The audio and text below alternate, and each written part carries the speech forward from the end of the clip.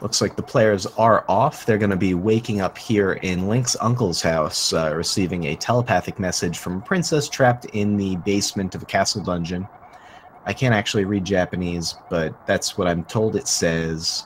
They're going to be skipping right by this chest. It would contain a lamp, but there are 3 different chests they can get that would contain the lamp, this being the first of them. The next one would be up here and escape shortly after they get their sword from the uncle. And then the final one, the one that they will ultimately take, is all the way down in the castle basement in Zelda's cell.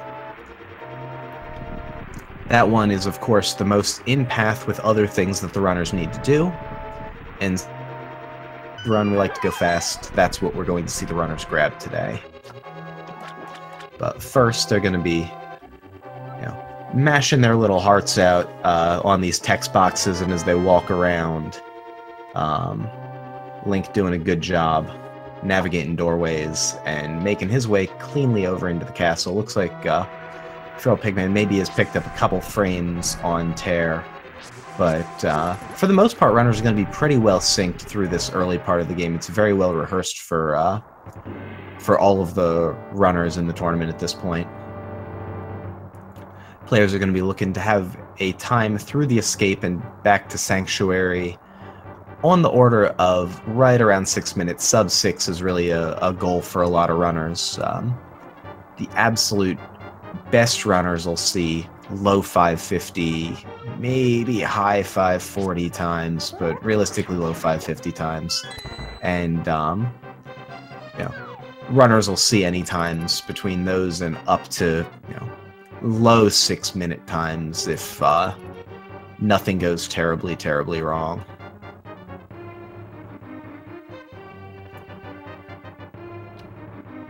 Otherwise, the runners are kind of going to be moving in some particular ways, trying to most efficiently navigate these screens, taking advantage of the way Link moves. But nothing too much happens here in the escape. Kind of some well-choreographed ways of killing some of these enemies that we do need to kill, like that key guard there in the room with the boomerang chest. Get the boomerang, use the boomerang to grab the key, get back out through the door, and go on your way. Both runners doing it very nicely, getting that double spin on the guard. First big point of potential variance here that can kind of go either way is this ball and chain guard. Looks like Tairr is electing for a pot and 4-slash approach, where FeralPigMan went for an 8-slash approach. Unfortunately, checking the door to the cell and getting that extra text box there, just a little bit too ambitious with when he picked up the key there, but he's going to get his lamp, talk to the princess, and now we are in a dead heat there, almost entirely because of that one extra text box that FeralPigMan picked up.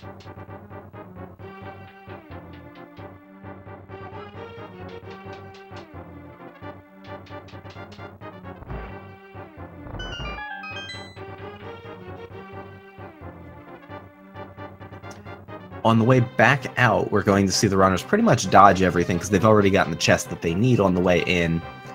They're going to be just making their way to the throne room, pushing the sort of back wall aside, moving that pedestal there. And they're going to make their way through the dark part of the escape, through the sewers, and all the way over to the sanctuary, where the first optional safety of the run will come in. And I expect we'll see both runners choose to take it, but we'll see. That safety, of course, is the Sanctuary Heart. It comes with a full health refill, as well as an entire extra heart container for the duration of the run at the cost of about 3 to 4 seconds. Assuming you don't get stuck on Sticky Priest, but I think these runners will be able to avoid Sticky Priest. That pedestal, also surprisingly sticky. It's a very weird world, Hyrule. Objects are very sticky, people are very sticky. But runner's doing a good job making it through, not getting stuck.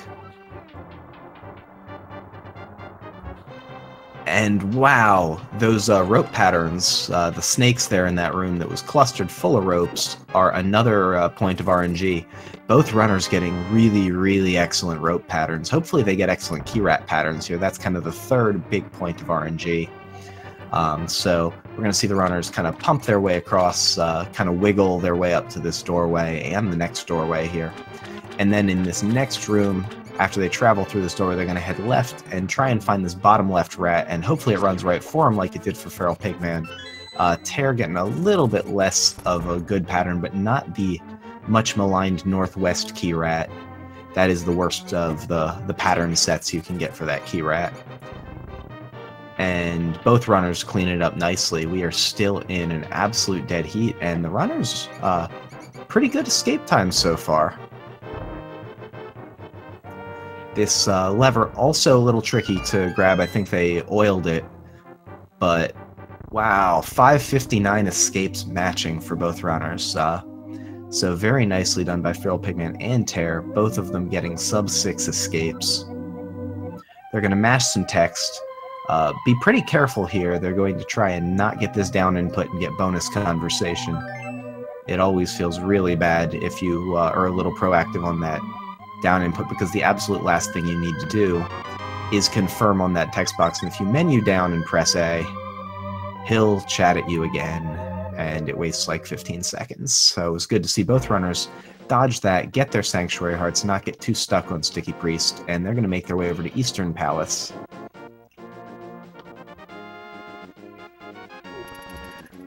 A couple interesting tricks are going to show up in Eastern Palace. The runners don't yet have boots, so they can't do a lot of dashing, so the movement's going to be kind of very pure, very slow walking movement. So they're going to be doing as optimized of single screen movement as they can. They're kind of walking through this Octorok garden right now. FeralPigMan getting a little bit of a rough pattern. I didn't catch exactly what patterns Tairr got, but FeralPigMan taking a harder damage. Tairr through with full health. There are heart refills that you can pick up early in Eastern Palace, so that shouldn't end up being too costly of a thing, but FeralPigMan does need to stop taking damage at some point. And Tairr also has lost a heart and a half. But looks like FeralPigMan will be the first one into Eastern Palace at 7:44. So, yeah, both runners really on a very nice pace so far.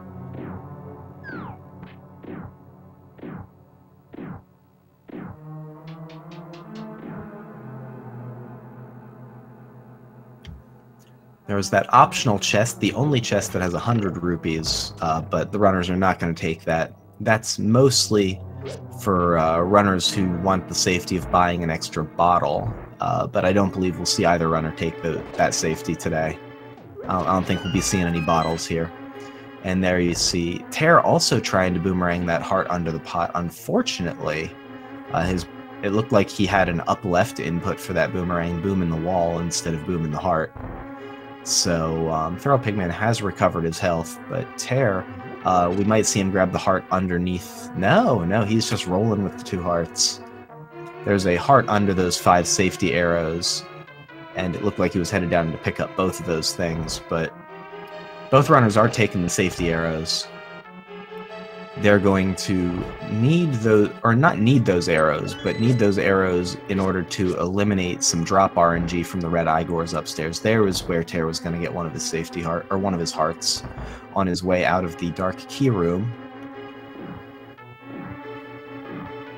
Otherwise, there are a couple opportunities upstairs and a couple enemies that may give some drops. But coming up on this particular skip, the runners are going to run into the Popo, use that to boost themselves with iframes into that ring of anti-fairies, lift the pot, hit the switch, take some extra damage, and basically deboost their way to getting that big key. Something we call the big key skip. Think of it more as an anti-fairy skip. You aren't really skipping the big key, you're getting the big key, but anti-fairy skip an entirely different trick, so big key skip must have been the last untaken name. Tairr at half a heart needs to be careful here.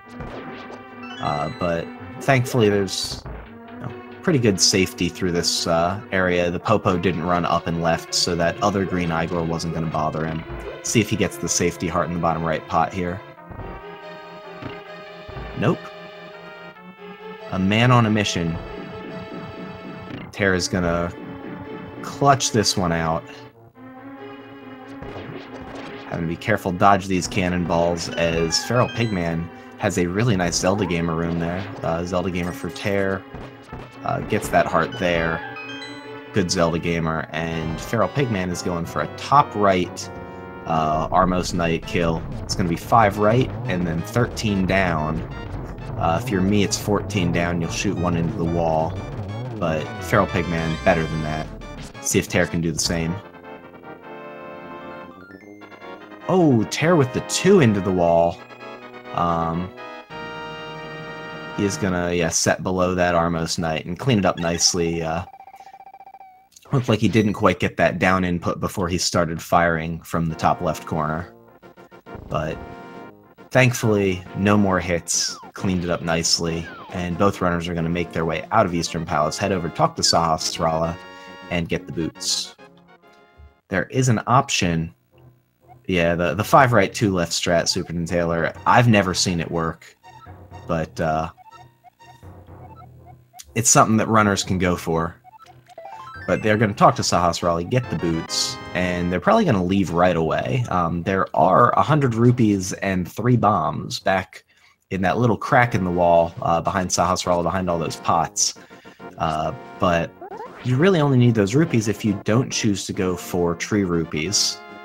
So FeralPigMan going to be doing tree rupees in the tree rupee route. Tairr also going to be doing the same thing. I don't expect any divergence in terms of safeties for these runners. Oh my gosh, that Octorok messing up Tairr's spin speed. That was some really unfortunate RNG there. Bad pattern, but he recovers nicely. And so the runners are going to be making their way over to the library to get the book. They're going to bonk into the bookshelf, but you'll see FeralPigMan spinning there, and then touching that manual staircase or ladder. And that is setting up that glitched state where he can run freely all over with his super speed or dash speed.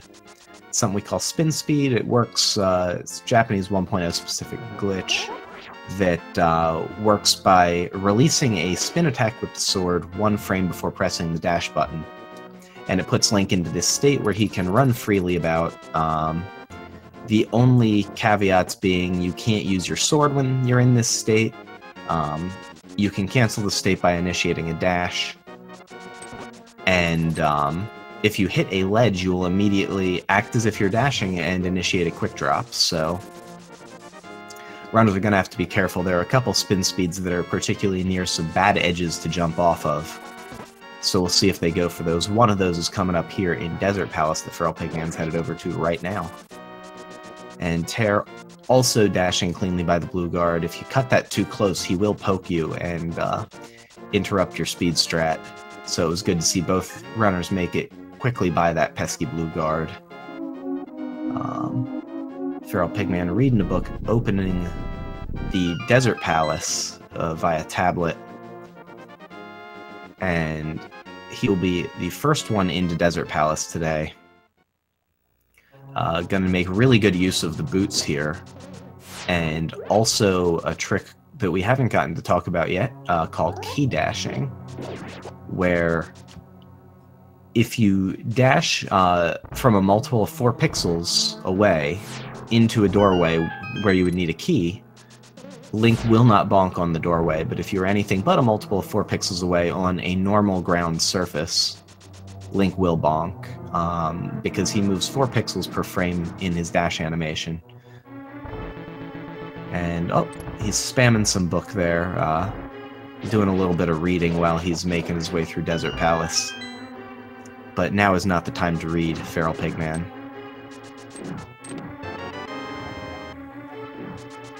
But both runners so far doing alright. FeralPigMan getting some bad cannonball RNG.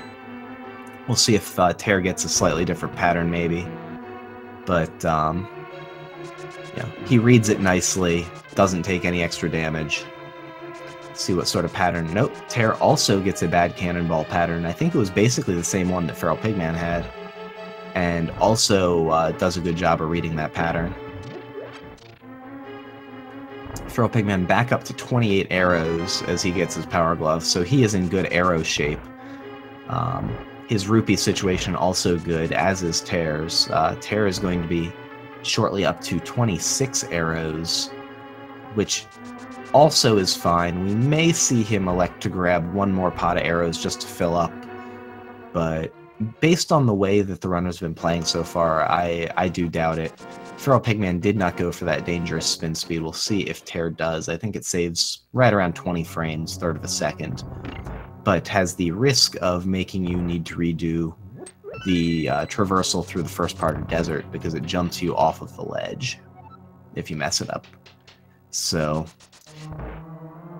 we'll see. Looks like Tairr is also not going to go for that spin speed. A lot of runners will choose to buffer their menu over to lamp to make that a little safer. But even still, it's a dangerous strat. But here we see Tairr showing off that key dash I had been discussing. All of the tiles in the game happen to be multiples of 4 pixels.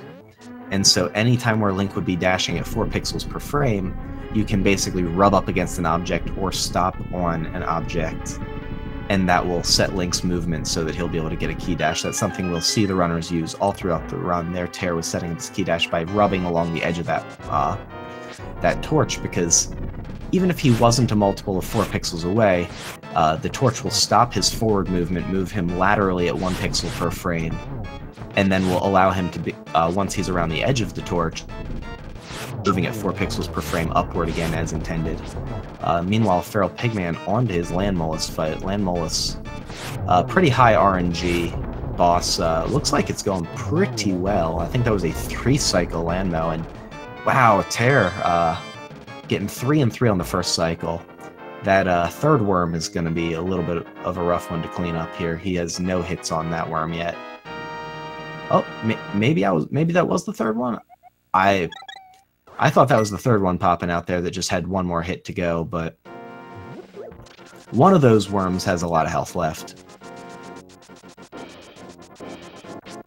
But looks like he has cleaned it up. I think that was a 4-cycle for Tairr, so good Landmo fights all around for both runners.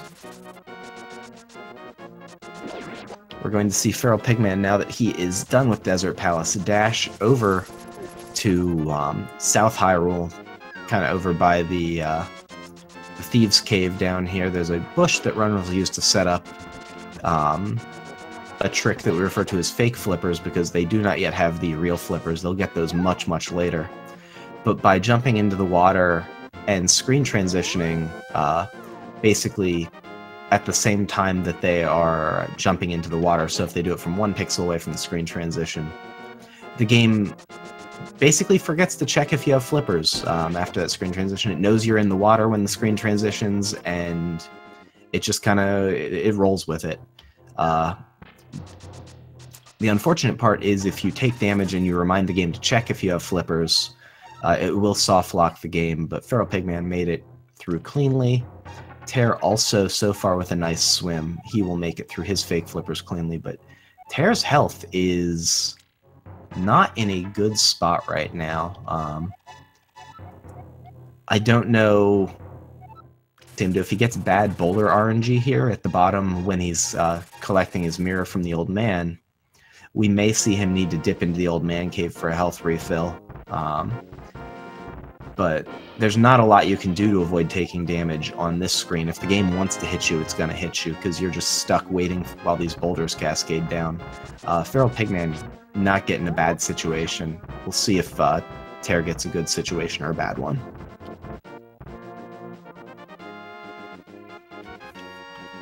FeralPigMan using spin speed here on this screen. This is one of the screens where it saves you the most time, because it is a very, very large screen with a lot of overworld movement.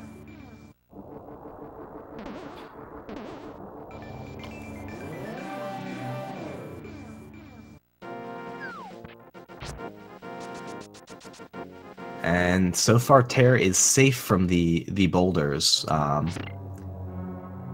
And oh, that dead rock there, the squirrel, was being a bit of a jerk, but as long as the mini Moldorms cooperate up here, then Tairr should be good. Getting a little close to that edge there, but he's through. Yeah, that mini Moldorm there before the tile room for FeralPigMan is a bit of a jerk sometimes, but he makes it through. And Tairr, yeah, taking a little bit extra time to slash that dead rock that was looking like it might have been in the way.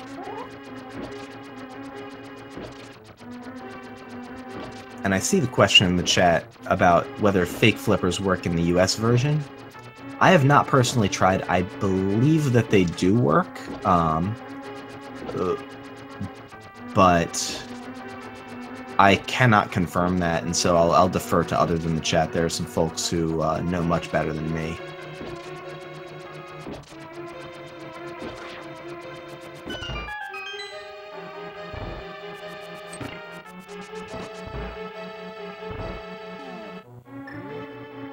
But FeralPigMan has made it through his tile room experience. Gonna menu to mirror.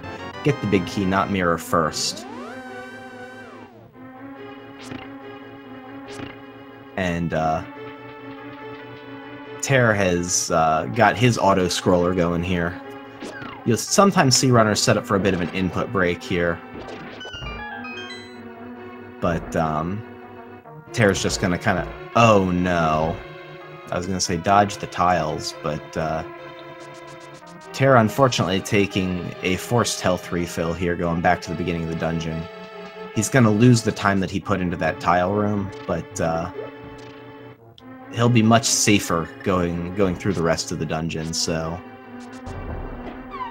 Oh, and FeralPigMan missing his bomb jump. He's going to take a 2-floor elevator down here to the bottom floor of Tower of Hera.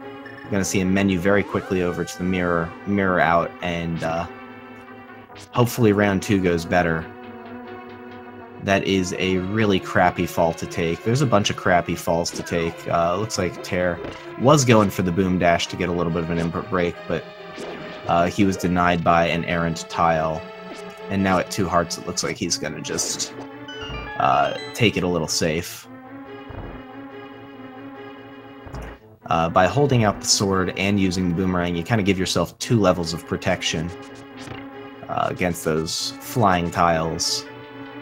And Tairr going to menu over to the lamp, light those torches, get his big key, and then he is going to mirror back out. FeralPigMan coming up on round 2 with his bomb jump. Looks good, and he has made it through. So now FeralPigMan has his Moon Pearl. We're going to see Tairr go get his very shortly. Those time losses, despite Tairr taking a tile room death, gonna almost wash out between FeralPigMan and Tairr. I think FeralPigman's was a little less bad, but both runners having a little bit of an unfortunate Hera. Hera can be a pretty terrible place. One of the worst places is that center hole on this Moldorm platform, so we're going to see the runners try and stay away from that. Unfortunately, Moldorm is hanging out on the left side. Left side's where you don't want your Moldorms. Yeah, now he's back over on the right side. Being a bit of a jerk, but FeralPigMan gets through. Tairr setting up his bomb jump. And gets it first try. Gets his Moon Pearl, and we're going to see him do pretty much the exact same thing. So now FeralPigMan has all 3 of his pendants. That's going to enable him to go over to the Lost Woods, find the well-hidden Master Sword pedestal. But of course the runners already know where it is. It's a little bit of a labyrinth over there, but they've already solved this puzzle. And they're going to go get the Master Sword, and then they are going to head over to Aghanim's Tower and get their Dark World access. FeralPigMan using a buffer here to stop his dash, and Tairr with a really nice Moldorm fight. It was good to see him clean up the rest of Hera nicely. Hopefully that gets him back on track after a little bit of that early hardship. We saw FeralPigMan just tug on that tree, get 5 rupees off the ground. 4 blue rupees spawned. He picked up 1 of them. What that does is that resets the tree pull counter, and he is going to kill 4 enemies and take no damage here. At least that's going to be his goal. So far he's killed 3, 2 in the Lost Woods, the crab and the bird, as well as that pickle when he was on his way up. And so he's going to have to kill 1 more thing. It's probably going to be this bird on his way out. And then if he does it without taking any damage, 4 or more kills and no damage taken, he'll be able to pull another tree, and that will give him 4 red rupees. And those are going to be most of the rupees he's going to use to pay off Kiki when he gets to Palace of Darkness. This is the other option to taking those rupees in the back of Sahasrara's hut.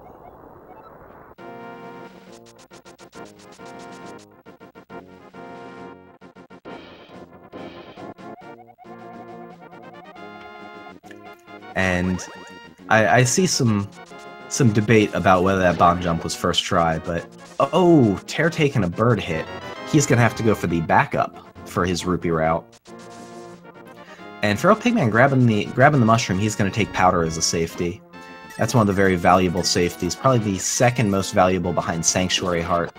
One of the lower cost ones to do, and one of the ones you see runners drop very late. But I'll say anytime you don't fall down that bomb jump hole, that's good. Because no one wants to go 2 floors down in Hera. But Tairr, ooh, FeralPigMan missing his fence dash. That's unfortunate. He's gonna have to, yeah. He was pretty careful keeping his sword beams here so that he can manipulate some drops when he gets into Agus Tower. But Tairr is going to have to tug the tree, reset the tree counter, and then he's going to have to pull a tree in the castle courtyard to get his rupees, or if that should not happen to work, then that bush bomb being a little unfortunate.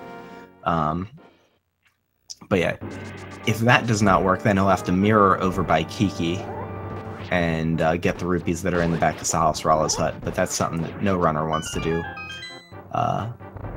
Whoa, Tairr. Okay, he's gonna farm the... Oh, he's gonna do this. Did he just get hit again? Oh, he did get hit. So he's resetting it and going for the backup of the backup here. But now we're at one kill again. That's 2 for Tairr.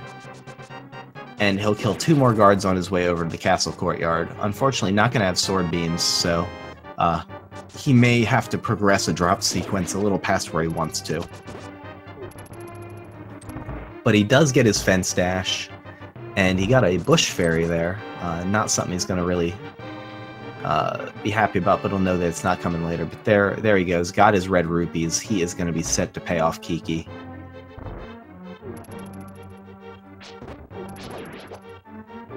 Meanwhile, FeralPigMan making his way through the upper castle tower. See if he gets this key dash, and he nails it. I have a lot of trouble with that room. I feel like the guards get alert more often than they should, but it was good to see FeralPigMan nail that one. Menuing over to Boomerang, he's going to try and spin to hit that guard against the rail twice. Unfortunately, didn't quite get it, but cleaned it up nicely. And now Circle of Pots. This is where he's going to get his last 6 rupees, and a key, and 5 arrows. That was a really nice Circle of Pots room from FeralPigMan.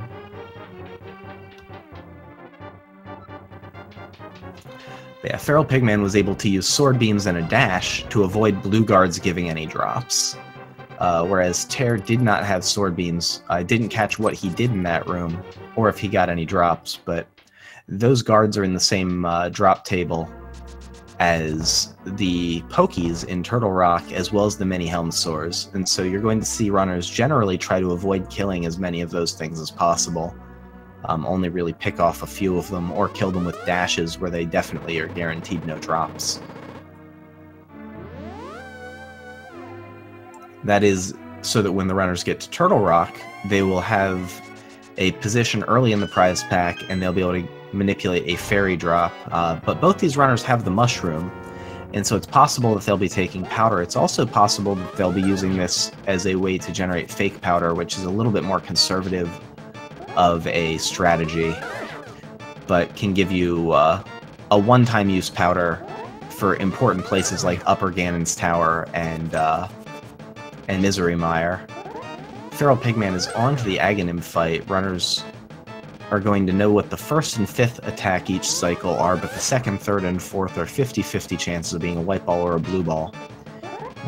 Blue balls cannot damage Aghanim, so they're going to be hoping for as many white balls as possible. So far, I haven't seen any blue balls on FeralPigMan's screen, so I think so far this Aga is going pretty solidly. Unfortunately, there's one.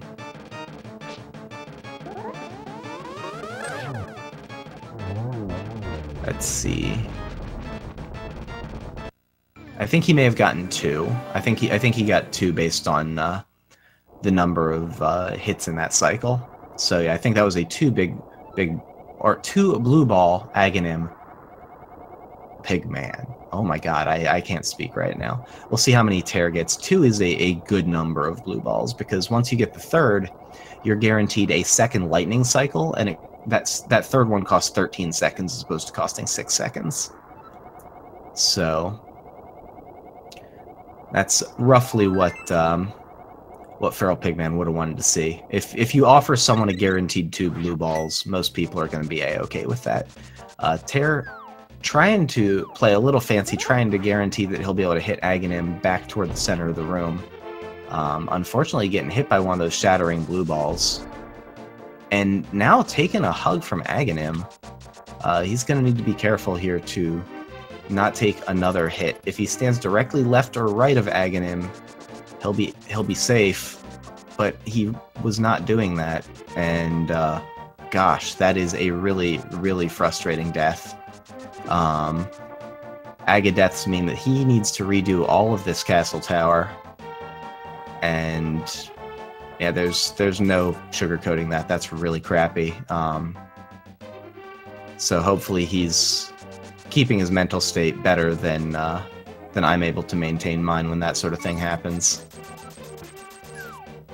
But because of how those blue balls shatter, he was trying to stand in such a way in the angular space where those blue balls would not shatter, but left or right of Aghanim tends to be the safest spots. The sort of bottom right or bottom left approach, also by symmetry, looks like it should work just fine. I think that the visual cue might just be a little more subtle for that one.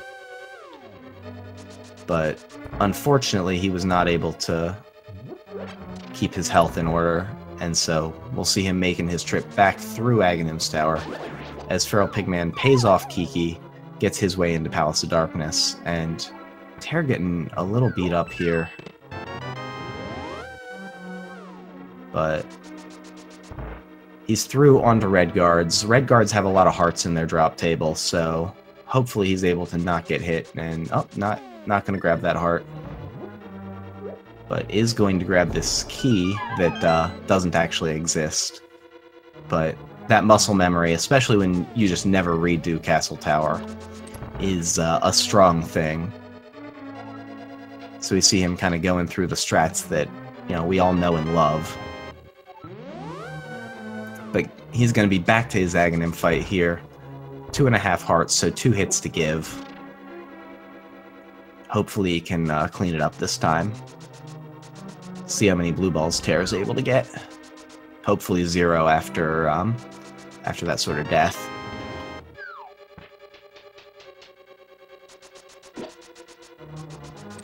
We see FeralPigMan coming up on another important bomb jump here. This is the hammer jump. And oh, there's that fairy!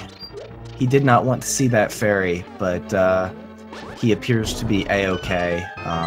Getting his hammer jump first try. Buffering back over to Mirror, and yeah, Tairr's unfortunately standing a little high or low of horizontal, and so I hope Aghanim cooperates here. He's down to 2 hearts, so far so good.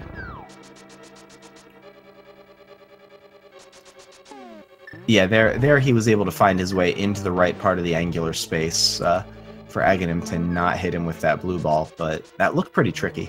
So it was good to see him get that cleanly. FeralPigMan is now with Hammer trying to get a sexy statue. Was an okay statue, but he pushes that over on Switch. He's gonna make his way to the back of Pod now.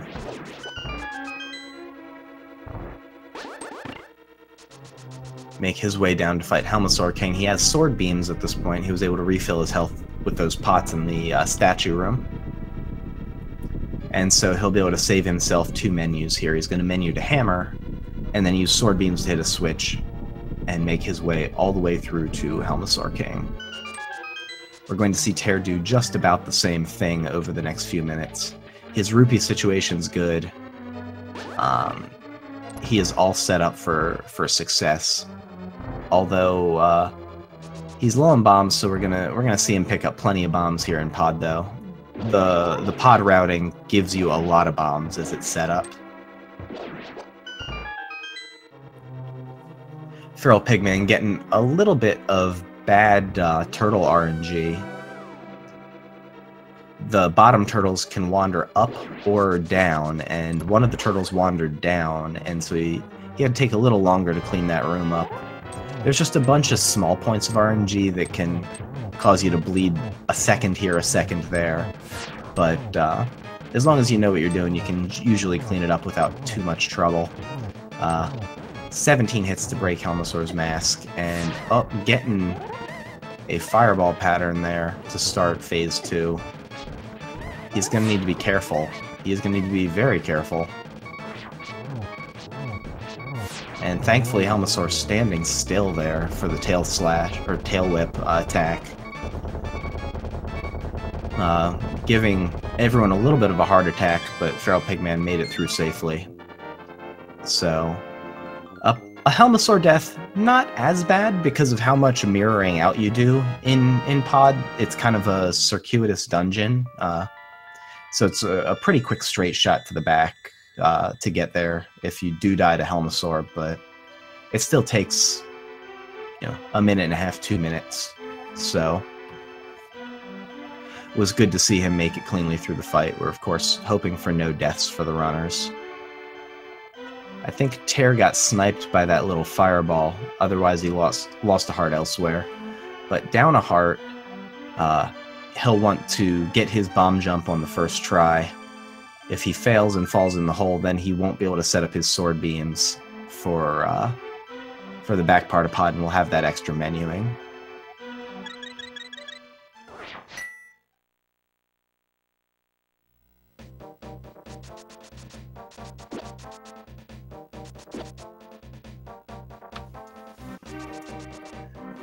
So, unfortunately, we can't save and quit, so we have to go all the way back through all this nonsense. But we're going to see FeralPigMan make his way out of the hedge maze, and then he's going to showcase a hammer dash here. An item dash. Anytime where you use an item on the same frame as initiating a dash, you run while using that item. For something like the hammer, it lets you do that and mow down pegs. For whatever reason, so long as you have a sword. But he has a sword, and so he's going to be okay to mow down pegs in front of him. We'll see him take a little bit of a side quest here. Go get a shovel, go back to the light world, and dig up a flute. And then he's going to stay in the light world. He's going to Kakariko Village, toot that flute by the rooster statue, and get his swag duck. Tairr gets his hammer jump. FeralPigMan getting that ocarina with the first time dig.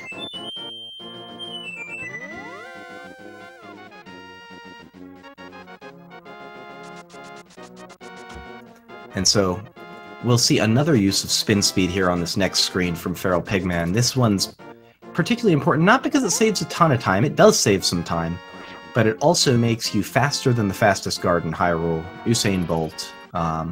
Those red guards move faster than Link does on a diagonal, And so, because of all the diagonals that happen to be on that part of the screen, the game devs decided it would be a brilliant idea to put a red guard there to harass you. And so if he catches you, he can just beat the living snot out of you. Thankfully, FeralPigMan snuck right by with super speed.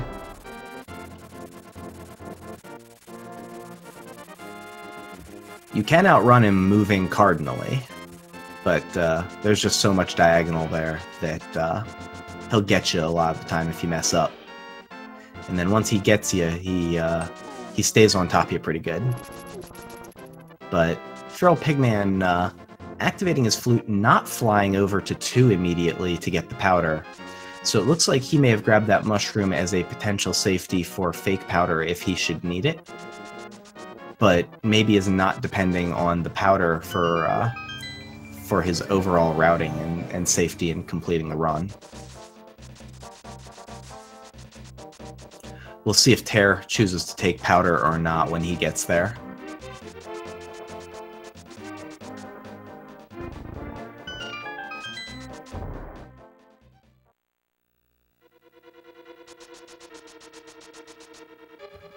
And we see FeralPigMan now into Thieves Town.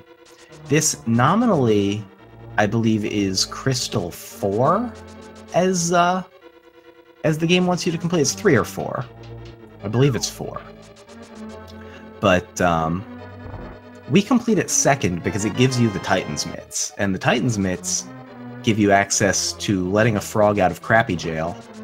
And if you let that frog... Oh, no! No, Tairr died to Helmasaur King. Well, thankfully, as I was saying, it's not too bad to run back through, but the game is just not being kind to Tairr right now, unfortunately.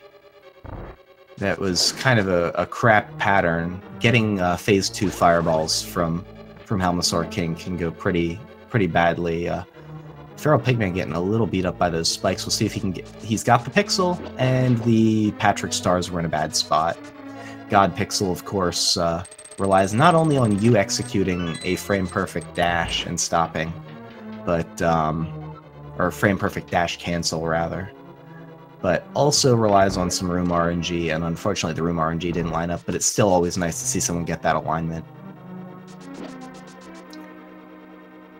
Let's see when Tairr gets over there, if he's able to have any better luck. FeralPigMan blowing open the floor, and then he's going to be making his way down to save a maiden. But from Thieves Town, we get the Titan's Mitts. The Titan's Mitts let us lift heavy rocks. The heavy rock that we're most interested in lifting is the one that traps the frog. He's not really trapped, but whatever.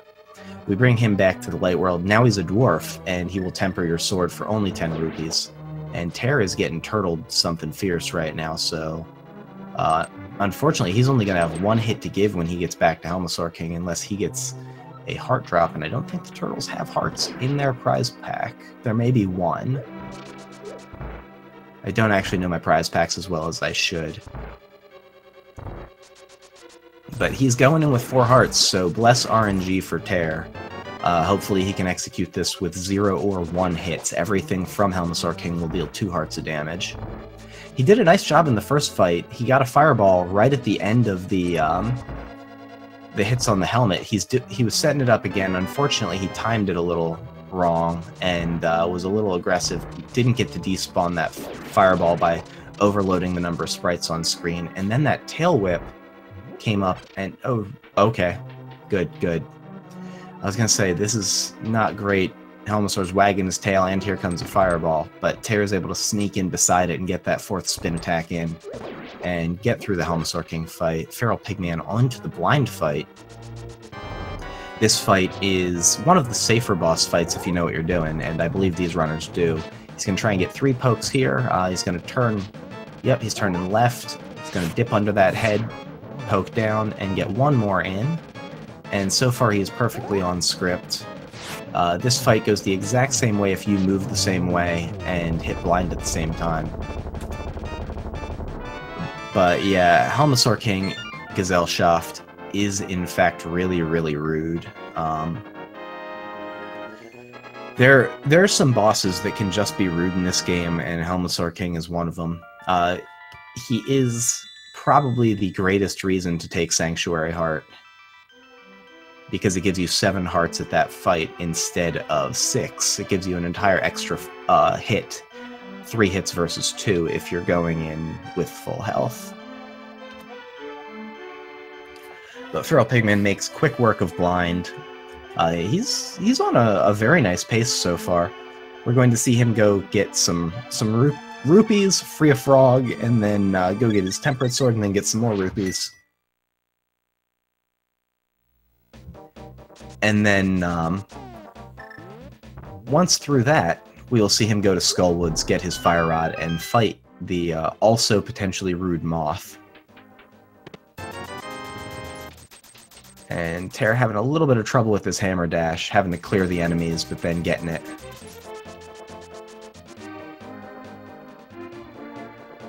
Tairr says he thinks Helma is cool.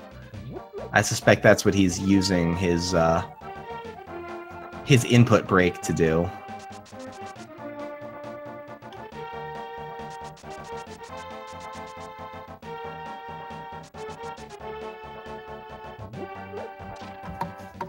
Okay, FeralPigman's going to mirror back to the light world. Now this frog is a dwarf. He's going to return him to his dwarven buddy, and they will offer to temper your sword for a meager 10 rupees. It's quite a deal. And Tairr, second dig ocarina. Getting a bonus dig, seeing what was in that second patch of dirt. Nothing, unfortunately.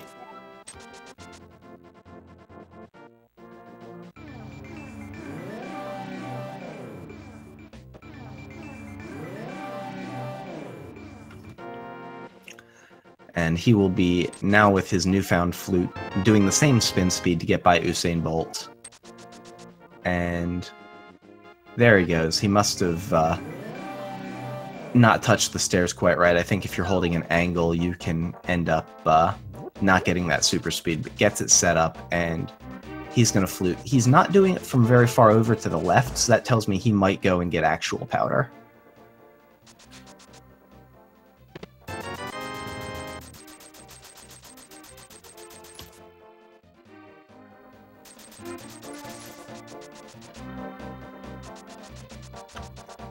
Exactly, Gazelleshoff. This is the frog your dwarf could look like.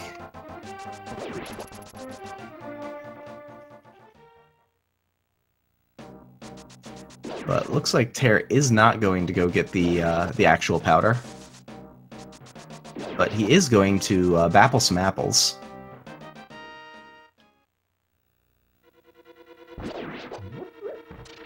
And FeralPigman into the mummy statue room. Getting a good push, getting good Gibdo RNG, and he is going to get through cleanly. That was a good mummy statue room. Anytime you get through that without getting harassed by Gibdos or Wallmasters is good enough. We'll see Tairr go down toward Thieves' Town. And so we saw FeralPigman grab 2 300 rupee drops or chests in Village of Outcasts. And that is to set up 500 rupees so that they will be able to pay for the finger webs from Zora the Flippers.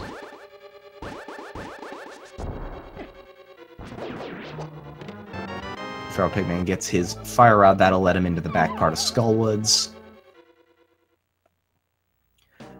And so he is going to make his way briskly over to Moth, as Tairr is about to get his Thieves' Town big key. So far, Thieves' Town going okay for Tairr.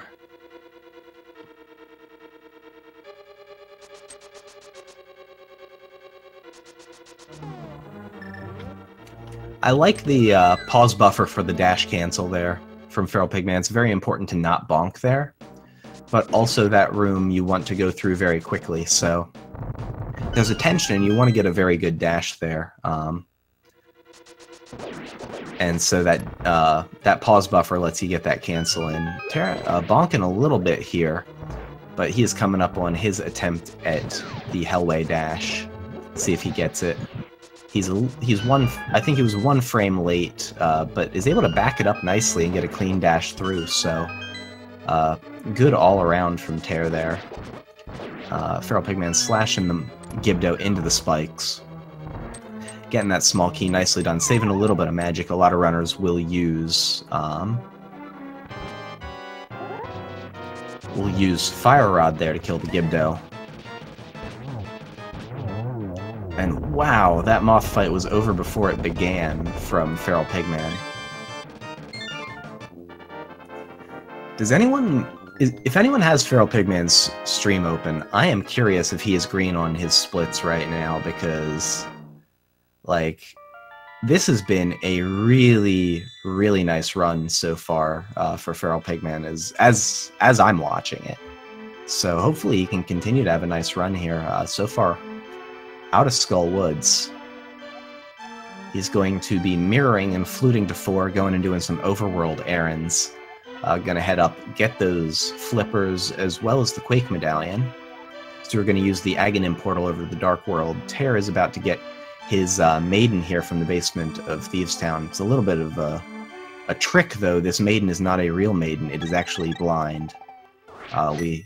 We saw it on FeralPigman's screen, so I don't feel too bad telling you that in advance. But now with blind in tow, he's going to go get his Titan's Mitts, play Whack-A-Mole. That mole was a little tricksy, but made it through. And hopefully he will have a nice blind fight as well. But yeah, dash canceling there and doing that down left cancel in that room in Skull Woods is the way to go. Or a way to go. But you can dash right by the spike, but it's if you get an up input when you're trying to cancel that dash. Things go south. Tairr using a bit of a different strategy here on blind. I don't know. I've seen some runners use a script that looks like this, and it looks like he has an idea of what he's doing, so maybe he's practiced this version of the fight. It looks chaotic, but he made it through very cleanly, so that was a pretty cool blind fight from Tairr.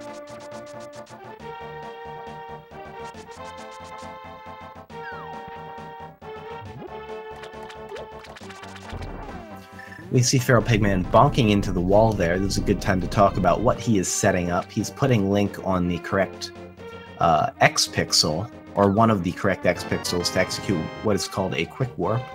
So when he transitions between light and dark world, he will save 34 frames. I don't think anyone really knows why that works, but it's a particular horizontal alignment of the camera. 2 out of every 8 pixels gives you a warp that's 34 frames faster, so he saved half a second there. Pretty much gave it back by jumping in the water. Actually, probably gave more than that back by jumping in the water, but it's better than jumping in the water and not getting a quick warp, so he's gonna make his way over to Zora, pay 500 rupees for those flippers, and we will see him head for Ice Palace next. Tairr, meanwhile, getting the Bombable Hut 300, and now he's going to go get that frog. I didn't get to talk about it on FeralPigman's screen. I think the Helmasaur fight had me a little distracted. But after the sword is tempered, we'll see Tairr get his attempt at Fence Dash if he decides to go for it. Fence Dash, of course, a very, very important trick. Stands to save about 20 frames for the runners, so, you know, a little more than half of a quick warp. But it looks cool, it's pixel perfect, and we like to give it its due. But if you see the runners moving in weird ways around these portals, like we just saw for FeralPigman, where it seems like he would have just wanted to walk in from the bottom, these are all things that the runners know in advance to set up quick warps.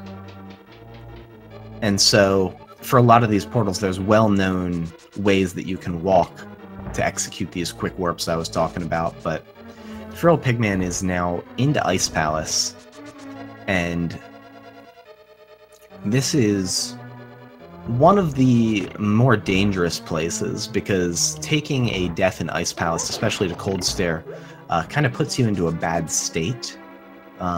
You're out of magic, you have to go all the way back through Ice Palace, So hopefully we don't see any trouble with the Cold Stare fight today.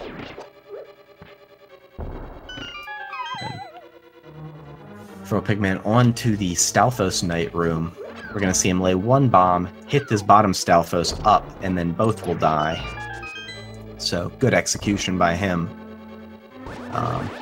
It's something weird about how they work. Using set himself up to dash through that room. And he's going to get his Ice Palace bomb jump here using a very nice dash turn, menuing over to Hammer, getting himself set up. That was a very clean attempt. Went for the Hammer dash. Unfortunately, didn't get that turn, had to dash cancel and go for it again, got hit by that fire bar. But made it through very quickly, so it was pretty good. Tairr getting a little beat up by the Gibdo there. These Gibdos are all up on him in the mummy statue room here in Skull Woods. But got through, did not get wall mastered, just getting a little molested by Gibdos. And so his health's going to be in kind of bad straits. Lonely Firebar giving FeralPigman a little bit of trouble. And now the double Freezor room taking a bonk, but Alropa's all of the enemies are just harassing everyone right now, and this is not great. But FeralPigman does have 7 hearts, so he does have a hit to give from Puffs and up to 3 from the Ice Cubes. So hopefully he's able to get through his Cold Stare fight cleanly. He does have full magic. He'll need that whole magic bar to melt the ice around Cold Stare. And Tairr getting a Bush Guard. Man. Tairr is just not getting lucky on some of these things. And FeralPigman going for a 6/ Cold Stare. Puff's getting a little loose. But he's... Okay, there we go. And dodge that ice block. There we go. Clutching it out. FeralPigman got through without the Cold Stare deaths, so... Whew. It's a binary thing. You either get through the Cold Stare fight or you don't, and he got through the Cold Stare fight, so... Glad to see Ice Palace over. I'm sure he is as well. That was a pretty clean Ice Palace there from FeralPigman. Again, this is a very nice run. And, oh, Tairr getting a full Magic Decanter drop from that Gibdo. That's going to be nice as he makes his way back toward Moth here. And also going for the slashes here and having a little bit of trouble. Now Fire Rotting. He's going to take the Safety Heart. Oh, and he's going to cash that Mini Helmasaur Fairy in right there. Man. I keep missing fence dashes, Tairr. I apologize. But Tairr must have gotten that fence dash. So I primed y'all for it. Hopefully everyone but me caught it. And Tairr with a nice clean Moth fight. He is not going to have that fairy for T-Rock. Neither is FeralPigman. So we may see them use Fake Powder up there.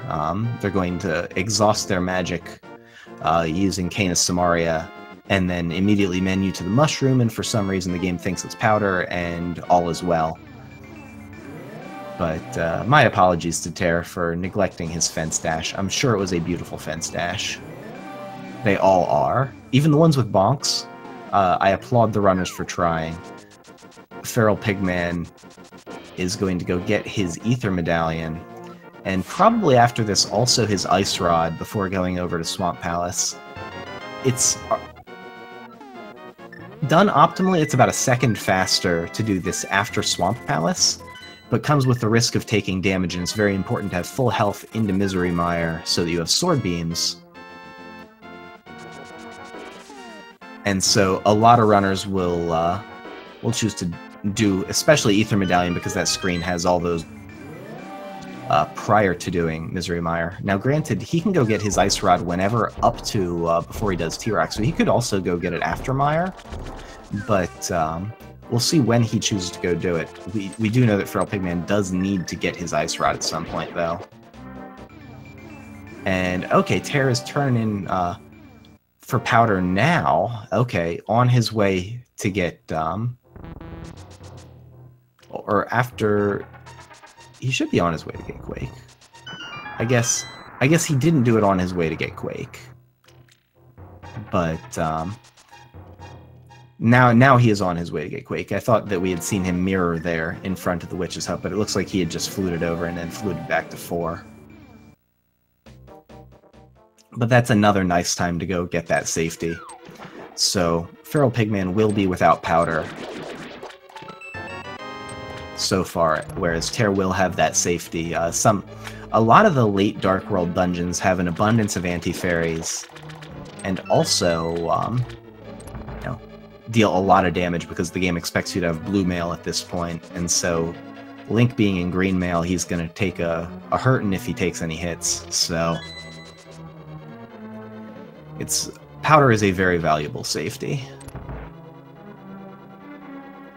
Meanwhile, FeralPigMan is into Swamp Palace, and Tairr also setting up his quick warp, menuing over to the mirror, so he'll be able to grab his Quake and mirror immediately. You also get this nice frozen Link bonk sprite, which is kind of funny looking, so that's an added bonus of going for that speed strat, is that it lets you look at the goofy Link bonk sprite for a while.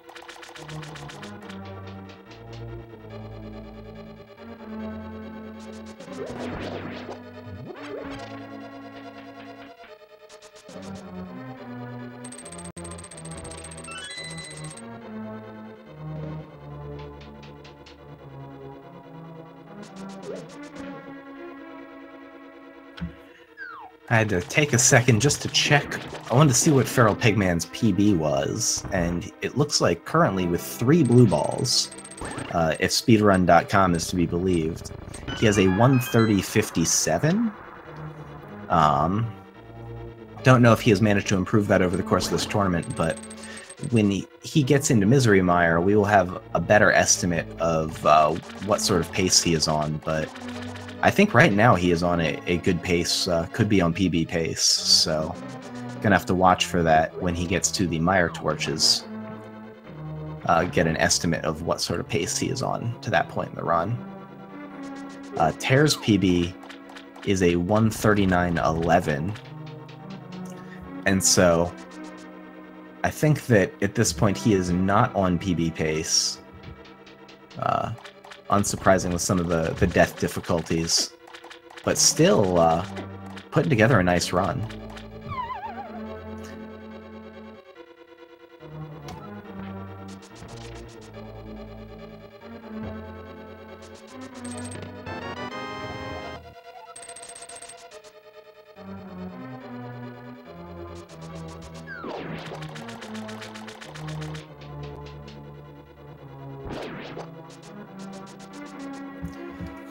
In addition to running for PBs, of course, the runners will be seated in the bracket stage of the tournament by their race PB.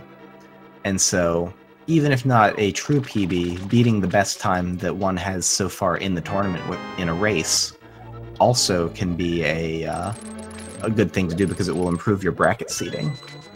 What we just saw from FeralPigMan was a setup to align so that he was able to hook into those skulls and get all the way over to the skull pot with the key under it by walking in a particular way, and then also doing a hook dash to that bottom left skull so that he was able to pick up the skull underneath the statue first try.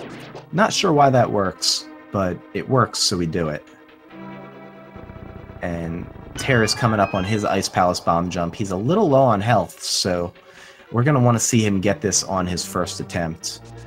Also, okay, he's got one more shot at it, and he's lined up.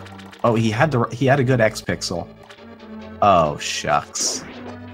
Tairr has fallen in. He went to realign his X pixel. I guess he wasn't happy with where it was. I think we may see. Okay, we're going to see him do an unintentional spike death is what we're going to see him do. FeralPigMan is now on to his Argus fight. Did not get the correct state for the 0 cycle, so it's just going to do it. Maybe go for a 1 cycle here.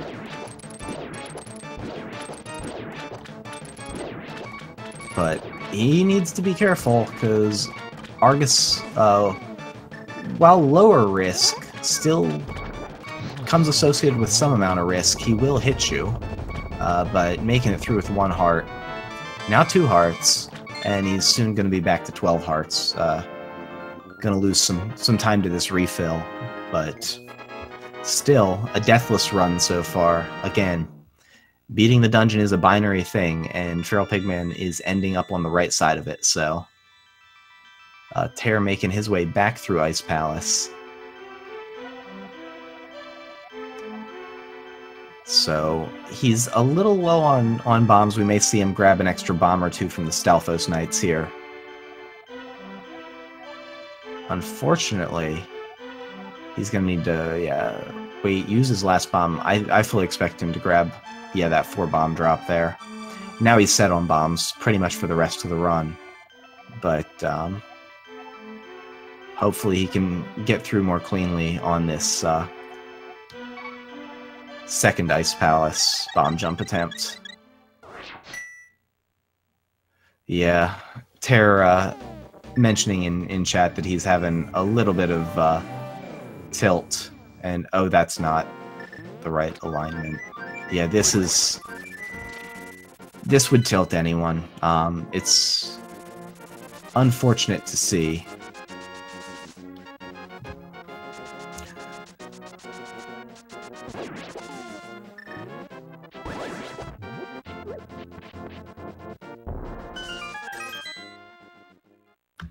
But Tairr is back into Ice Palace, taking a little bit of a breather and recollecting his thoughts.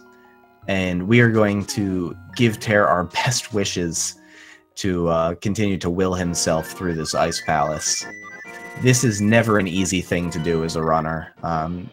Normally, when we're doing, RTA PB attempts, we just get to reset crap runs when they come up and things. But should it come up in a race where you're not happy with your performance, there's very little you can do but continue to muscle through it, and it takes a special type of fortitude. So hopefully Tairr's able to make it through this Ice Palace cleanly this time. FeralPigMan did get his Ice Rod before heading over to Meyer. That's a less dangerous screen than the Death Mountain screen because of the lower amount of RNG. Really, it's only crab movement.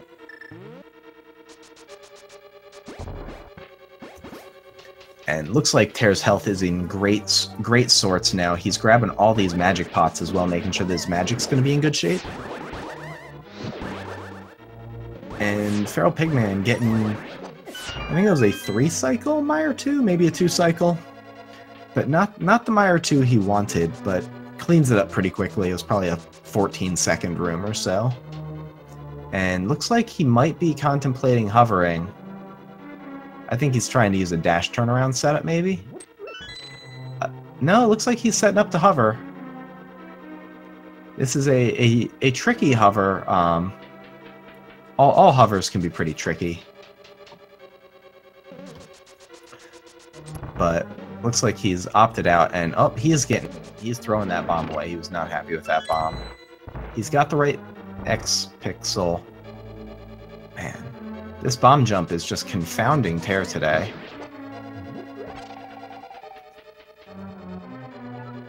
And unfortunately, that is another bomb jump boss death.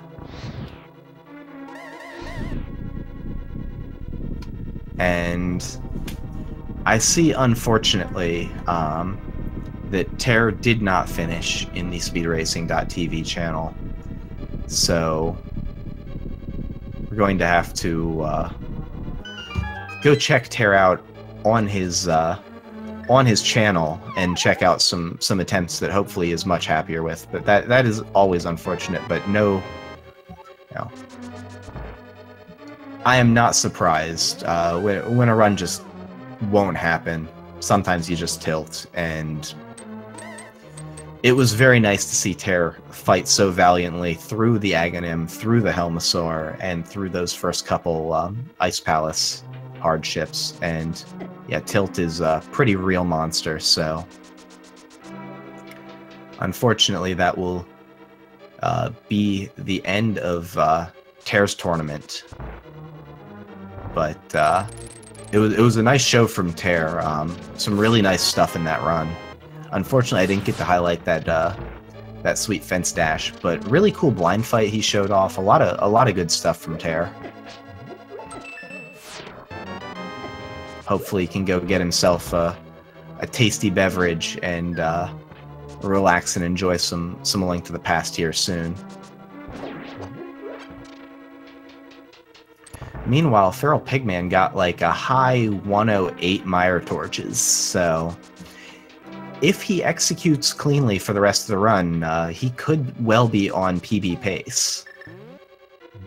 So let's continue to root for FeralPigMan as he fights to finish up his run. These last couple dungeons are more dangerous than the dungeons before them, again because the game assumes you have blue mail, but also just by virtue of the way that they're designed. So without powder, this is going to be a good kind of fight to the finish here from FeralPigMan. We see him draining his magic with the fire rod. We're going to see him try to use Cane of Samaria, menu to mushroom, and then boom, using the mushroom, suddenly it's powder. There's a fairy. It's fake powder, and now his health is full. So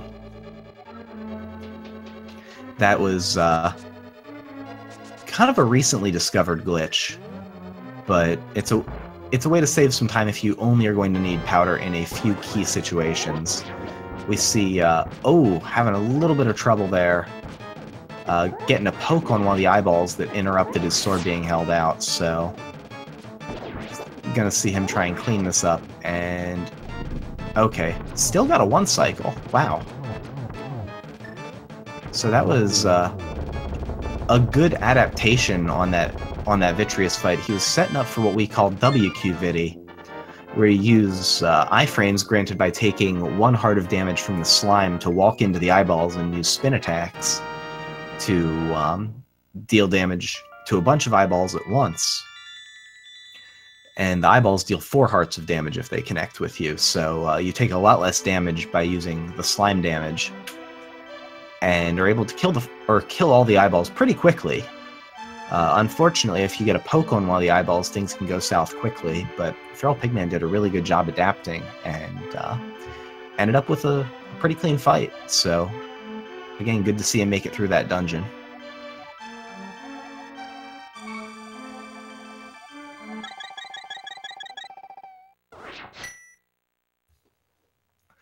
The only remaining dungeon now for FeralPigMan, other than Ganon's Tower, of course, is Turtle Rock. So we're going to see him flute over to 1, head up to Turtle Rock, and thankfully there's a magic refill right before Trinex, the boss in Turtle Rock, so we will see an opportunity for FeralPigMan to go for fake powder again if he decides he needs it.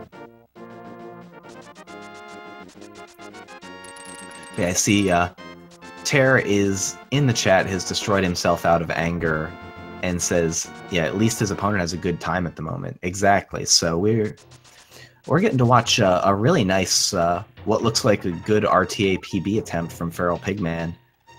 And so hopefully he's able to close this run out. So far, it's a very nice run. I'm sorry for all of the hardship you experienced with that run, Tairr. This game can be a real jerk sometimes. Just like those dead rocks. That dead rock there was a bit of a jerk, but FeralPigMan making it through. Going to warp over to Turtle Rock, and we'll see if he goes for a Quake Dash here. The best way to tell if he gets it is if he walks right over to this ledge and hops down immediately. He could just be getting a frame-perfect quick drop, but in all likelihood he actually is getting a Quake Dash. But yeah, it looks like he got that Quake Dash.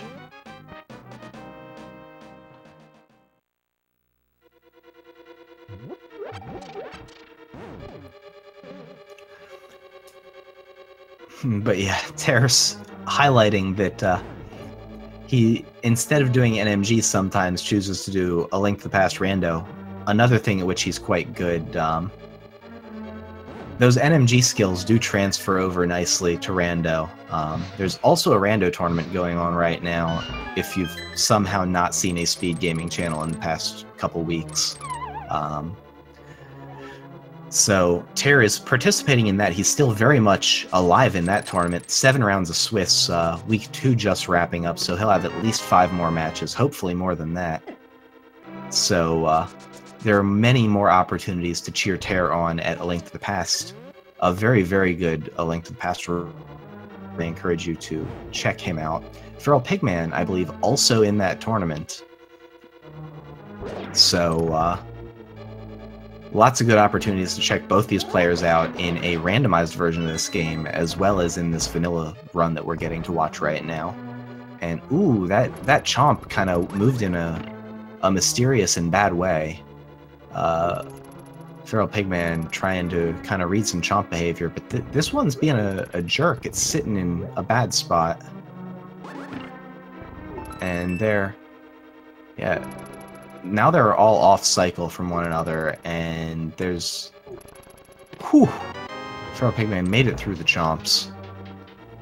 He had 3.5 hearts. The chomps deal 4 hearts of damage, so he needed to be very careful to not take a hit there, and makes it through cleanly. So, well, that was a bit of a time loss. Probably upwards of a 20-second room where you really want to see something in like the 9 range. Still not a bad outcome given the alternative.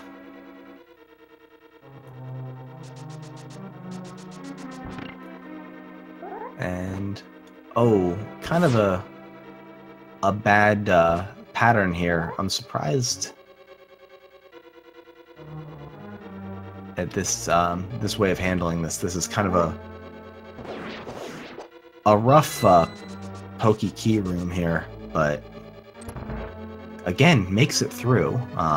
Not how he drew it up, but just keeping things rolling. Turtle Rock can be a really tough dungeon, but gets his big key, and hopefully he is back on track. In that switch, we're going to see him dash under those anti-fairies, dash cancel, and then make his way over into the double pokey room. It's twice the fun of the previous one, although without all the anti-fairies and lag and bunny beams, but hopefully he gets a good pattern here. Not a bad pattern. But there's that full magic refill drop, but he doesn't even want it. Doesn't need it.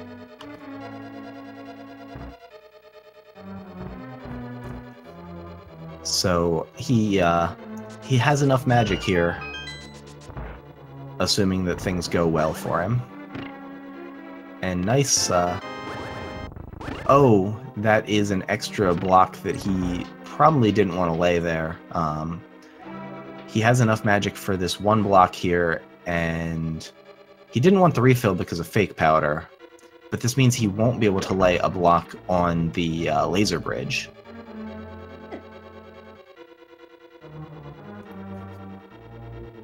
So we'll see how he deals with the beetle on this laser skip coming up here in just a few seconds. You can laser skip just dashing by the beetle both ways, but it is tough.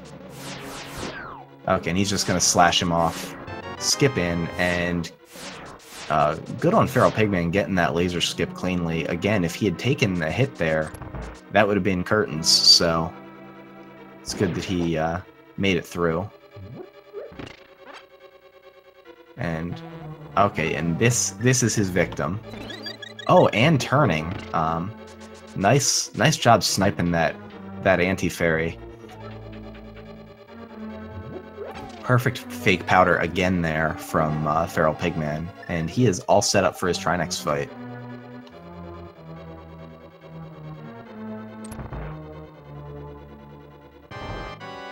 Looks like he's setting up for a backdoor Trinex, so as soon as that head starts moving, he's going to freeze it. And yeah, this is a nice fight there.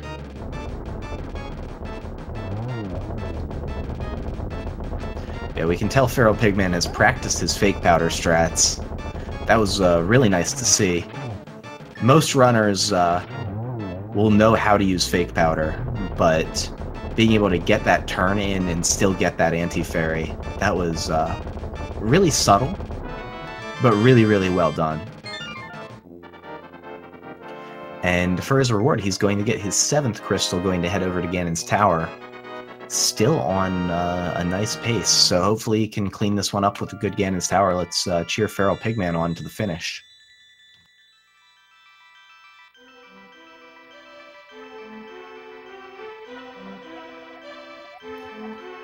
On his way over to Ganon's Tower, we may, on the exit of Turtle Rock, see him go for another spin speed. Doesn't save too much time, so we may see him pass on it. But, something to watch out for. A couple different ways to do this next screen. Similarly, he'll have a couple choices of what keys he gets in Ganon's Tower. Whether he wants to take a... Oh, not a spin speed, going for hook speed, sorry. Hook speed a little faster there because you don't need to charge the spin. But we'll see if he decides to go for the torch key in the basement in Ganon's Tower, or if he decides to go for the mini Helmasaur key upstairs.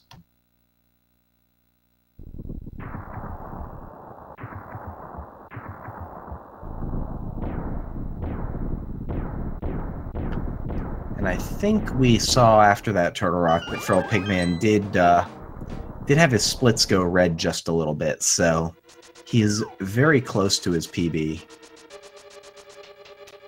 But may no longer be on PB pace. I think he might be red after that T-Rock, but passing on Torch Key.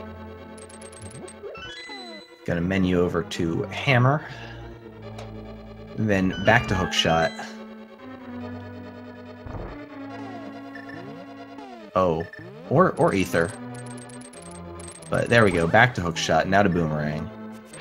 And this is not the Boomerang we wanted.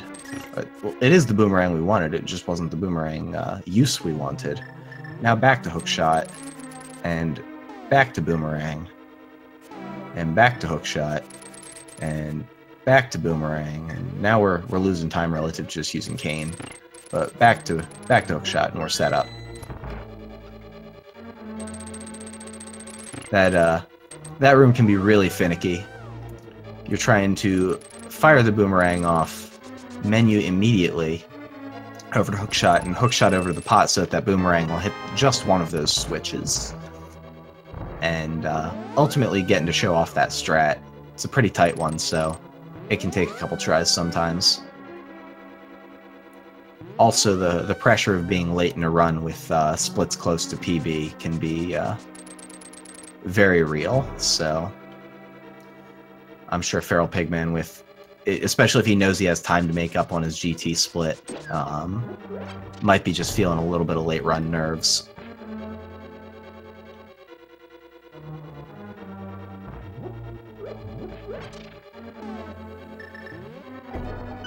And, okay, grabbing the 10 arrows there, getting his arrows in order. Needs at least 18 here. I wasn't sure if he was going to go for the 5 arrow pot, but giving himself a little bit more margin of error. 4 up, 2 left, 2 more up, and then as many as you like left, because he's going to end up with fewer than 9. He needs 9 arrows for upper Ganon's Tower. We're going to see him get this chest here. After the big key, he's going to go get that upper left chest that has 10 arrows. And now he's going to be all set up for upper Ganon's Tower.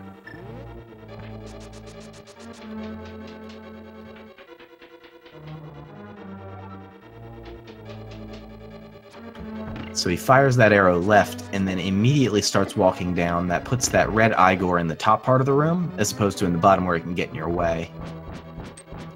Nicely executed there from FeralPigMan, and Mimics 1 was clean. See how he does on Mimics 2. That's one of the nice things about Upper Ganon's Tower, is that each of these rooms has really nice strats, and the execution's very, very technical. Like, I don't think that he's set up quite to get the... Oh, nope, he got his dash. He got exactly what he wanted. I thought he took a little too long there, but there are a couple different ways to do that one.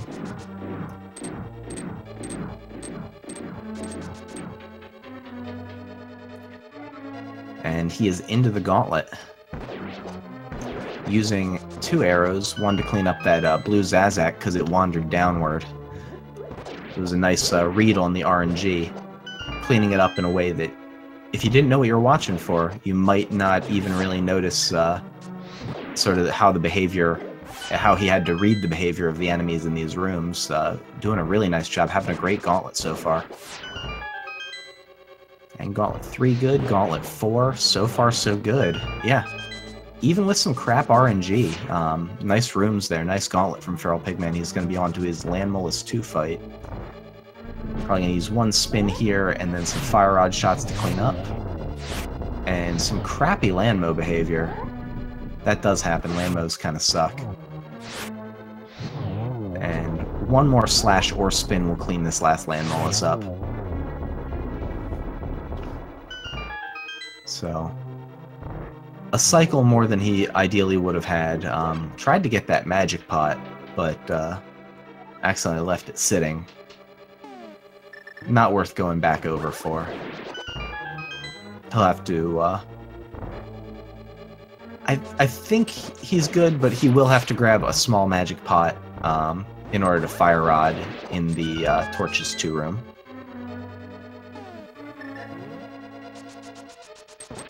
And it looked like he was setting up his... he was using a menu buffer there to set up where he was on that bridge. There's no 100% safe spot from which to dash, but there are some that are safer than others. And yeah, there he uses that small pot to get the magic he needs for the torch, and there's a full magic refill right here. So now he is set up.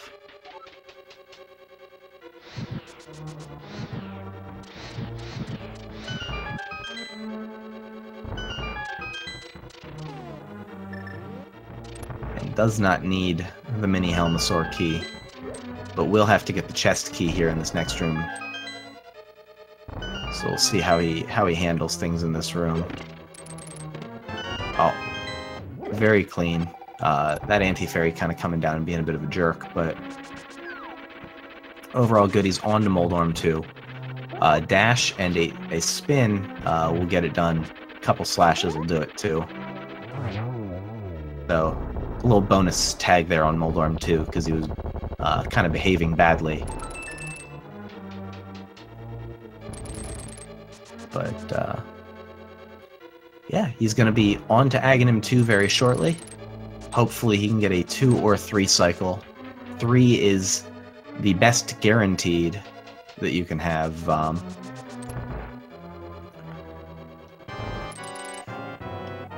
The 2 is dependent on winning a coin flip in round 2 on whether the regular Aghanim will fire a white projectile or a blue ball. Unfortunately, only getting 2 projectiles to land in that first cycle, and then getting the blue ball, so if he gets this 3 cycle, that will be the absolute best that he could have done. Unfortunately, getting a little messed up by that Aghanim there.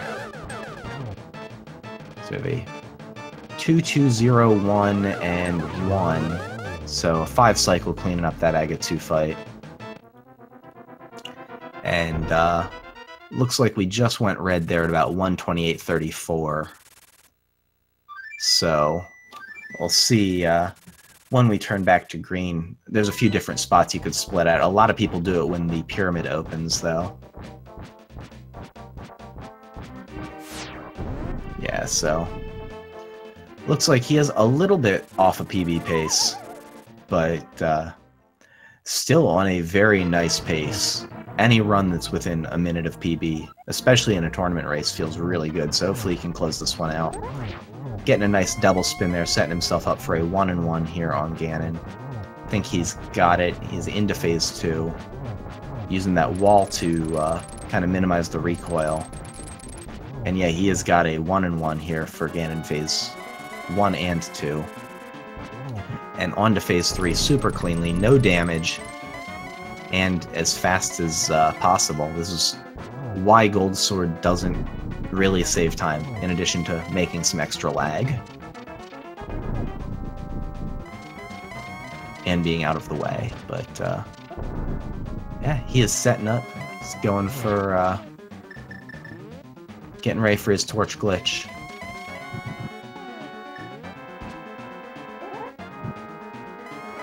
And missing that first spin, he's got to stick 12 spins here. That's 2. 3 down. See if he can get a 4th here for this cycle. Or 3rd for the cycle, but 4th overall. So ideally he will stick 3 hits per cycle. So far we're at 7, so far so good.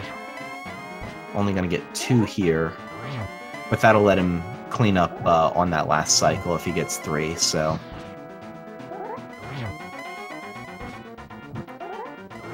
One to go, and this could be it. And there we go. So we'll see what sort of finishing time FeralPigMan gets, but he is, assuming he can hold the up button, going to be very, very close to his PB. And yeah, crossing with a 1:30.58, 1 second off of PB. What a run from FeralPigMan, GG. And over on speedracing.tv, looks like he has finished with an official speedracing.tv time of 1 hour, 31 minutes, and 1 second. So, a few seconds behind. I can understand wanting to get that split done on live split first, if you think you might be there on PB pace, wanting to lock that one in. So, yeah, that was a really, really nice run from FeralPigMan. And with that, he will be moving to 2-1 in his group behind Walrus Prime's 3-0. That will mean that he will be moving on to the bracket stage of the tournament. So we'll get to see more FeralPigMan speedrunning of NMG any percent of Link to the Past in the single elimination bracket stages. I'm going to take a look at the current seeding, assuming that 1 second off of PB is probably his best race time.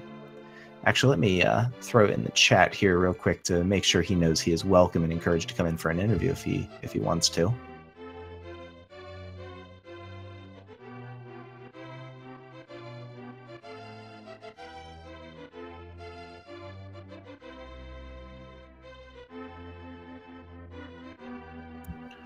And unfortunately, having trouble chatting over on speedracing.tv. So, FeralPigMan, if you're listening in, feel free to come by and chat. But with current seeding times, it looks like that would seed him in at 35th ahead of Zatox with a 131.08. So right around the middle of the bracket. So that would set him up, because of the reverse seeded 64-person bracket, for a very competitive round 1 matchup in the bracket stage. So I'm looking forward to watching that.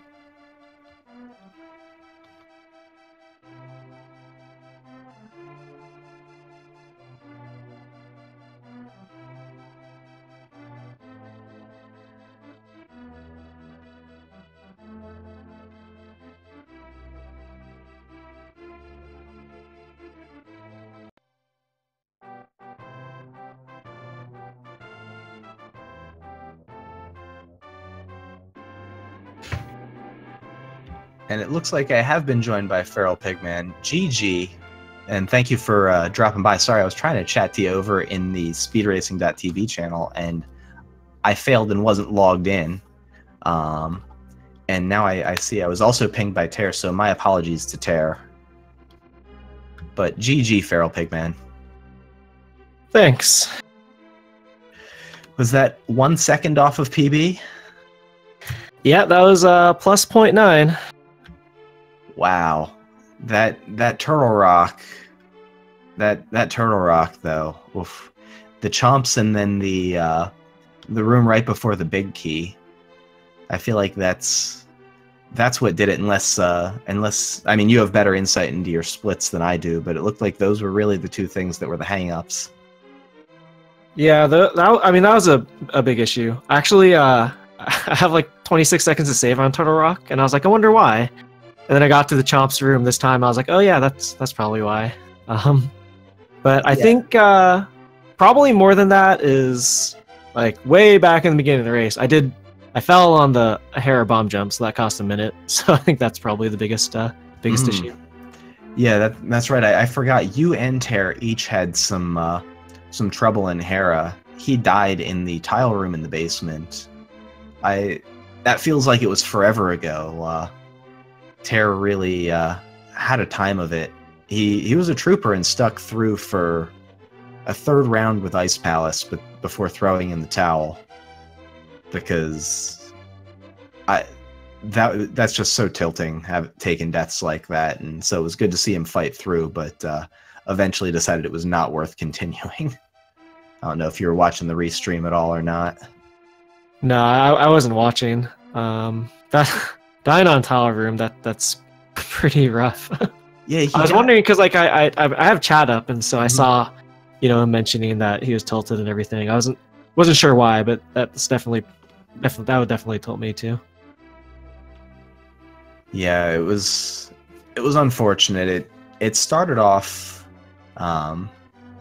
innocuously enough, but he got kind of beat up on his way over to Hera and entered with low health, and Tairr just didn't treat him great. And kind of went downhill from there. Thankfully, I was able to kind of regroup and make it through Hera cleanly, but then took a death to Aga 1, took a death to Helmasaur, took 3 deaths to Ice Palace Bomb Jump. And that was more than enough for most people, and it was enough for Tairr as well. Dang, yeah. I'm impressed he managed to make it that far. If dying to Aga and Helmasaur, I was really glad I didn't die to Helmasaur. I died to Helmasaur like more than half of my runs, and it was close for me too. Yeah. We watched you clutch it out with one heart left, sneaking. If I remember right, it was either you or Tairr when you ultimately killed him that kind of snuck in a spin at the end. I think it was Tairr that actually went with 4 spins, but both of your Helmasaur fights were pretty tense. Yeah, that guy's like impossible. I don't understand, man. Phase 2 of Helmasaur King, he can just randomly do all 3 attacks, and there's just nothing you can do about it. But one thing that was really noteworthy was your level of comfort with the fake powder, especially in Turtle Rock, where you sort of menued and then turned upward to powder the anti-fairy. That was really impressive. I hadn't seen many runners be successful at doing that before. Oh yeah, that was I actually wasn't sure if that was gonna work. I wasn't sure. I used the cane, and I was like, wait, he's gonna be above me. Well, I guess I'll just try to turn up and see what happens. And luckily, yeah, it worked, which was nice. Yeah, it was. I was in awe watching it. I was just like, wow, I didn't realize you could turn if you just like buffered the up input, or if you paused and then got. I have no idea, but it worked, and you got your health refill, and we're able to parlay it into a really, really nice time in the tournament. I mean, I feel like I needn't ask if this is your best time in the tournament, but what was your previous best time in the tournament for a completed run? The tourney, I think my best before was like 135 or something. Like I would keep. I think each of the other times I just like kept dying, or I think last race I lost like 5 minutes in Ganon's Tower just because I don't know, that was interesting. But yeah, I think 135 was my best before, so this is definitely like way better than those ones. Oh yeah, so this is going to put you through to brackets, and that's going to really improve your seating position then. So that's awesome. Congrats, by the way, on making it through to the single elimination bracket. Yeah, thank you. I'll have to. I actually hadn't played this game since my last tourney race, which is like 2 to 3 weeks ago. So like I was really surprised that I was this close to PB actually.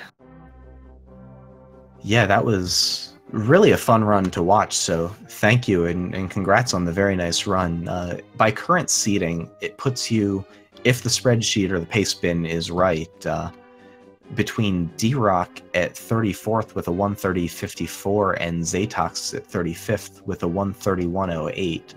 So if you slot it in at 35th, assuming that the list was full at 64, that would pair you with, I want to say, that would be Scrivo in 28, because it would be the 31-32, then 30 to 33, 29, 34, and then yeah, Scrivo is the current 28 would be against 35. So how do you feel about a if it were to hold, which I imagine it will not, a round 1 match with Scrivo? I mean, that'd be pretty cool. I haven't actually watched Scrivo in the tourneys or anything, but I do get a lot of his messages since he is the organizer. So I think it'd be cool to knock him out if it did happen. But yeah, we'll see. That's actually better than better seeding than I expected. I actually didn't expect to get in. I expected Tairr to practice and just like kick my ass, but I guess I guess there's just unfortunate things happened. Yeah, deaths happen. This game can be pretty harsh at times, especially when you're trying to, push against your best, and so there's always that chance. And unfortunately, Tairr got some really rough breaks this run. It was good to see him fight through for as long as he was able to. But again, congratulations on making it through to brackets. I'm looking forward to seeing your bracket matches. And again, I don't think there are 64 people because there are still groups left to be decided on that list. So I don't think the matchup for Scrivo will hold. But if it should come to that, I think that's going to be a really fun match to watch. Was there anything else that you wanted to comment on from the run?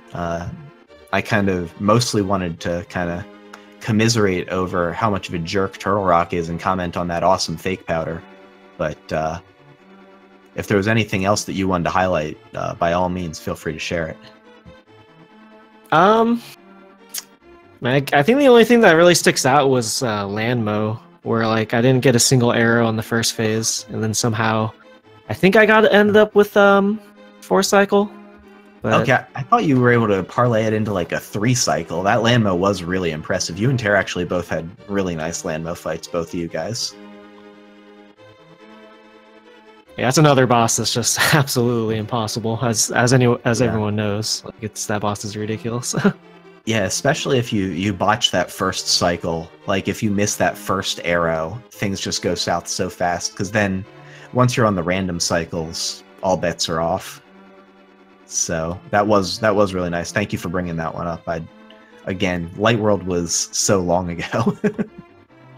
Yeah, that was ages ago. But yeah, I mean, thanks for commentating. Yeah, I understand it was a last minute arrangement. I just wasn't sure I'd be able to, but I'm glad I got the chance to. So thank you for letting me commentate. Glad you were able to put together a really nice race, and best of luck to you in the bracket stage of the tournament. Looking forward to it. Thank you. And I guess we were talking about Scrivo and all of the hard work he's done on organizing the tournament and helping to work as a tournament administrator. So I wanted to take a second to shout out all the folks working behind the scenes, sort of all the restreamers and tournament officials working to keep things running smoothly, making sure that people who are going to commentate like me get tracked down in time, and really just putting a ton of work in the background. You want to support those guys, go, give them a follow. Of course, give the runners a follow. FeralPigMan and Tairr both put on awesome races, as well as the Speed Gaming channels for hosting us. We're here on Speed Gaming 5. Follow Speed Gaming 5. Also Speed Gaming, Speed Gaming 2, Speed Gaming 3, Speed Gaming 4, and I believe Speed Gaming 6. We're steadily continuing our march toward the Ocho. I know we all want it. So be sure to follow and support Speed Gaming, help grow those channels. The Ocho is all of our dream, and we can all make it happen by giving those follows and throwing support that way. But I think that's going to do it for us today. So I've been Maniacal. Thank you all. Have a great afternoon, evening. Enjoy all of the Link to the Past going on Speed Gaming and a bunch of other channels. But take it easy, everyone.